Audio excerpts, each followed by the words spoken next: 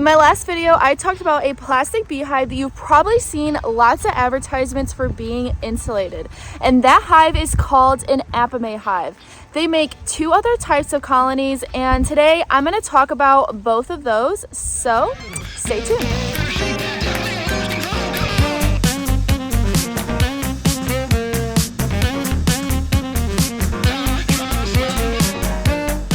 So these three colonies are a little bit different, but also very similar. This is the 10 frame, which I already talked about, the 7 frame that is made by APIMAYE, and then this one is called the Defender hive. First, we're going to talk about the 7 frame hive. It is pretty similar to the 10 frame, just has less frames in it, but there are a couple differences that do make them just a little bit different when you think about buying them.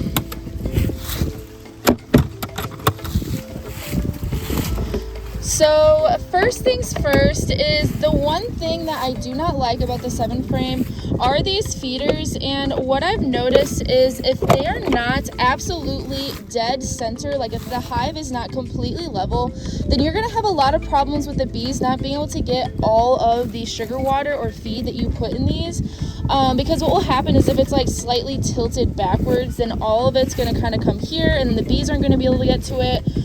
And you could possibly have problems with bees drowning as well.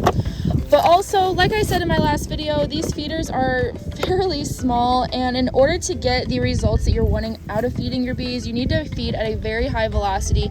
So I have to come out here a ton to even keep up with the sugar water if I want them to build comb, if that's the reason why I'm feeding, or to get them to store it. Otherwise, they're just going to end up just using it as feed versus using it for what you want. Now, the cool thing about this, though, is that you can use this as a 4-way mating nuke. So all of the APIMAYE hives come with dividers that you can put in them. Oh, geez. I don't know where the one is in this one right now, but this is not the divider that usually goes in it. But you would usually put a divider that goes right down the middle, right through this slot, and it has all of these little spinny openings so that you can then have 4 different colonies in here. You can do one here, one here, one here, one here, and you can put in an insert that will go between both top and bottom so that you can do that. So this is a really convenient thing when it comes to like mating queens if you start rearing your own queens. It makes it super convenient. You can do this with wooden boxes, but then you have to build the whole entire setup. So it is really cool that APIMAYE already just has it designed so that you can pretty much just plug and play and just go from there.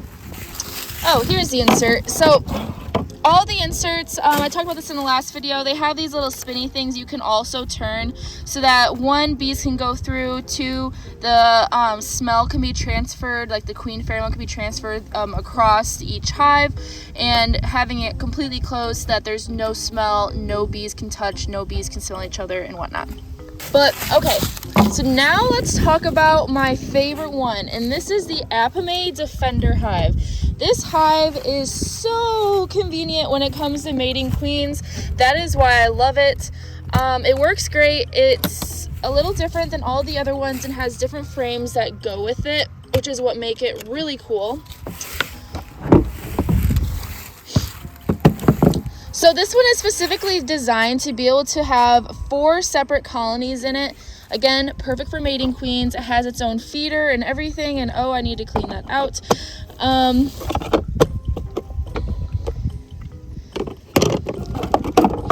But okay, so each one of these has little tiny frames that go inside of it.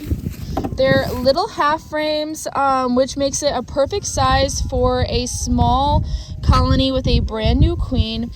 And it makes it so it's super easy to keep each one of these colonies going as you're mating your queens, because what you can do is you can have one completely built up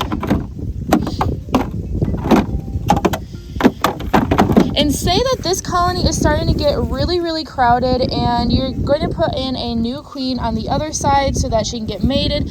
Then you can literally just take a frame, move it over here, and it's a small space that they're able to keep warm on their own. It's not a huge space that they're going to struggle in.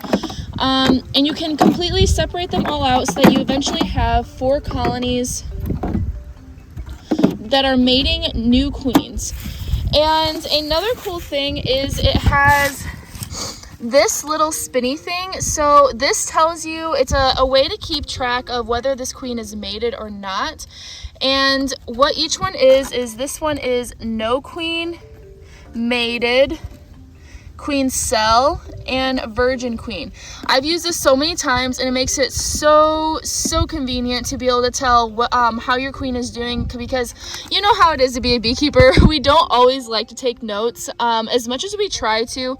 If you're anything like me, then I'm just like, I don't really need to take notes, and this makes it so that it's super easy. I just turn it, and then next time I come in, I'm like, oh yeah, perfect.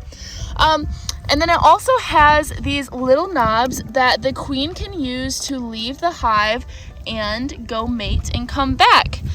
And this is what the landing board looks like. You don't have to have this piece on, but the reason that I like using this is that it gives a definite, it separates each hive so they don't get confused when the queens come or the bees come to the colonies, and you don't get, it helps with drifting, which I've actually noticed kind of a cool but weird thing is that the bees, when they're in a colony like this where there's like 4 separate colonies and they're so close together, they actually end up working together. So I've seen before that if there's like a one colony that's really weak and it's starting to collapse, then all of those bees will then move over to a different colony that's stronger, or even a stronger colony will give bees to that weaker colony.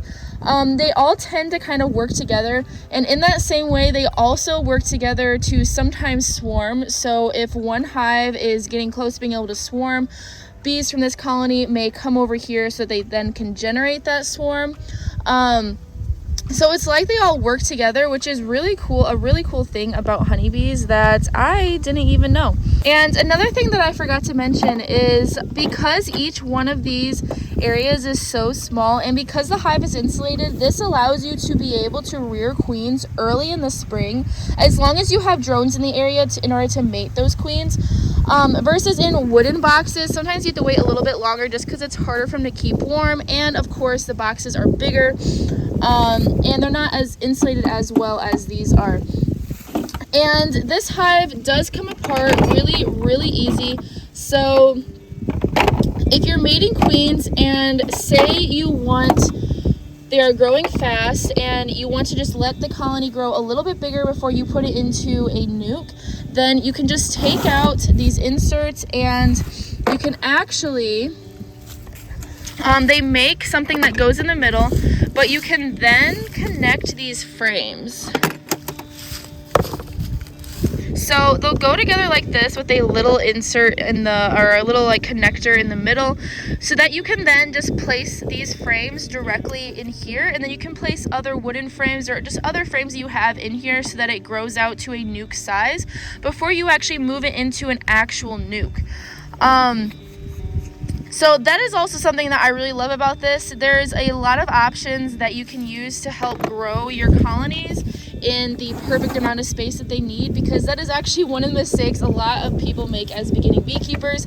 I definitely made this mistake where I just threw like two frames in a 10 frame colony and was just like, okay, build it up, but that's way too much space for them to manage. It's hard for them to regulate the temperature of the hive when you do that, and it's harder for them to patrol the whole entire area so they don't have robbing or pests that get into it and affect the hive. But this hive breaks down super easy. And the other cool thing about these is when you have them both in, and say you have 4 frames and this side is starting to get really built up, then you can just completely pull out this, put in one more empty frame so they can build that up so that they don't end up swarming. It makes it really easy to just keep moving things around as the colony grows, like I keep saying. And all of these little pieces come out too, so you can turn this into a 10 frame if you'd like to. So yeah, really cool.